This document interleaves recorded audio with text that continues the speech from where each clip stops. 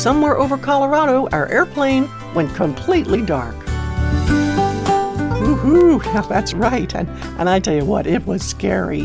Hi, I'm Johnny Erickson Tata. And listen, at the same moment the lights gave out in the main cabin, the audio channels died, the movie screen went black inside our plane, I gave a serious look to my friend Judy, who was sitting next to me, and it did not help that we were encountering turbulence over the Rocky Mountains. Well, the captain of our flight came on with the usual bland assurance.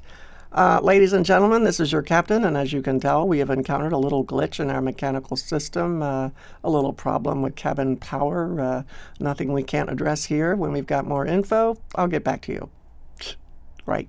Sure, that was going to be assuring, right? But I don't think any of us felt assured.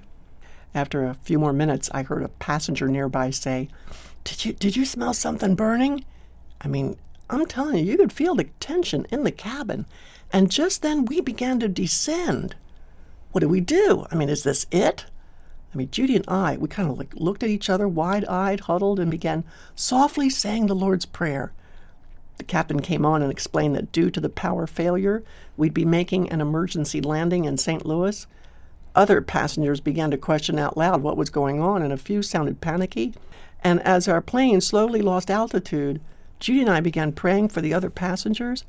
I mean, if we were going to die, we wanted to cover as many people as possible with our intercessions. Well, needless to say, we made it to St. Louis. And when we finally touched down, applause, this wild applause, erupted from all us passengers. We were escorted off the plane and told to wait at a certain gate to be reassigned another flight. As we sat there, a woman who was on our flight came up to me. I recognized her from the aisle across from me. And I said, well, I guess that was some scare, wasn't it?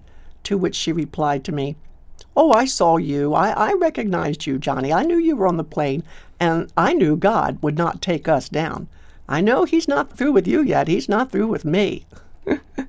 I laughed, oh my. And I tell you what, this lady had it all wrong.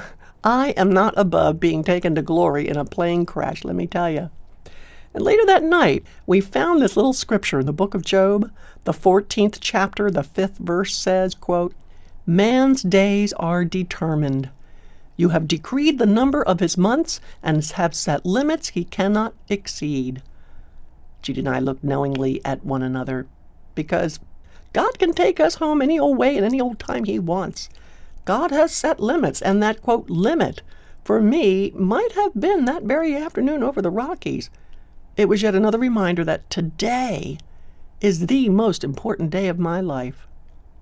And so, Ephesians chapter 5, verses 15 to 17 are my guide, where it says, quote, be very careful then how you live, not as unwise, but as wise, making the most of every opportunity. Therefore do not be foolish, but understand what the Lord's will is.